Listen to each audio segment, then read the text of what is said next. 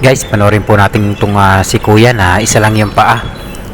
Ito po at pinag-aaralan po niya kung paano po ayusin yung bahay ng kanyang lola. So tingnan niyo po guys, hindi po hadlang yung isa lang ang paa para gawin niya ang paggawa ng bahay ng kanyang lola. Tingnan niyo kung gaano siya kadeterminado na matapos itong bahay ng kanyang lola sa lalong madaling panahon kasi wala itong titirahan. So totally giniba niya talaga lahat yan, no? Yun guys, isa lang ang paa niya pero parang normal lang ang kanyang galaw. So daig pa niyang kumilos yung mga normal guys, oh. Ganun siya kalakas. Kung tatandaan nyo to guys ay ito yung lalaki na gumawa ng bahay sa mataas na puno. So ginawa niyang bahay yung ibabaw ng puno. Ngayon naman yung bahay naman ng kanyang lola ang kanyang inumpisa na gawin. Kita nyo naman po yung kanyang mga kilos na para siyang hindi kulang ang isang paa. At tingnan nyo naman kung gaano siya kasipag. So trabaho niya lahat yan mag-isa.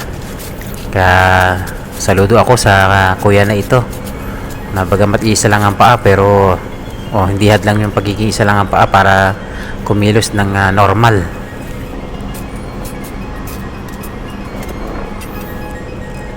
Yan pinorma na niya yung mga pundasyon ng bahay ng kanyang lola at pinrepare na niya yung mga bakal. So nag-umpisa na siyang maghalo para simentuhan itong at asintahan ng mga hollow block.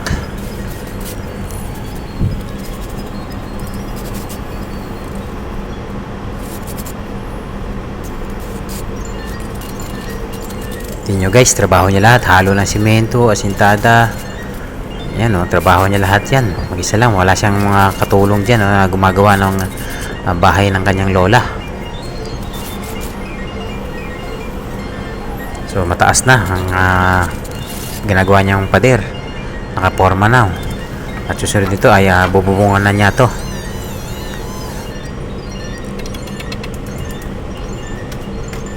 So kung isipin mo paano kumilos o gaano kahirap kumilos ang isa lang ng paa. So, tulad yun, naghahakot siya ng mga yero na yan mula sa baba ng bundok paakyat. Isa-isa lang niya hinahakot yan. Hanggang sa ikinabit na niya ngayon yung mga bubong. So tingnan nyo guys kung gaano siya kagaling. So multiple talent tong si kuya. Kahit na disabled siya pero normal pa rin siya na kumikilos.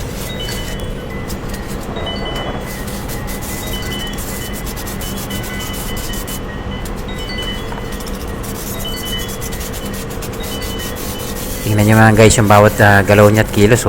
Talagang pulidong pulido, veterano talaga itong si kuya sa paggawa. At nilagyan din niya ng bakod para hindi mahulog kasi parang bangin yata itong gilid ng bahay ng kanyang lola, baka may mahulog.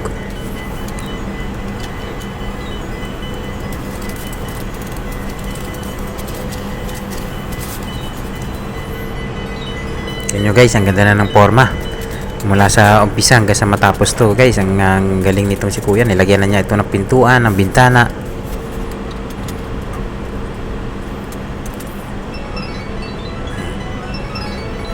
Yan, tinawag na niya yung kanyang lola at saka yung mga siguro to, pamangkin ayan, naglagay na sila ng papag. Ayan, tuwan-tuwa na yung kanyang lola. Safety na sila sa kanilang bahay. Kung tingnan nyo yung dati nilang bahay na butas-butas yung dingding sahig wala. Tingnan nyo yung luma nilang bahay guys. Saka yung ngayon.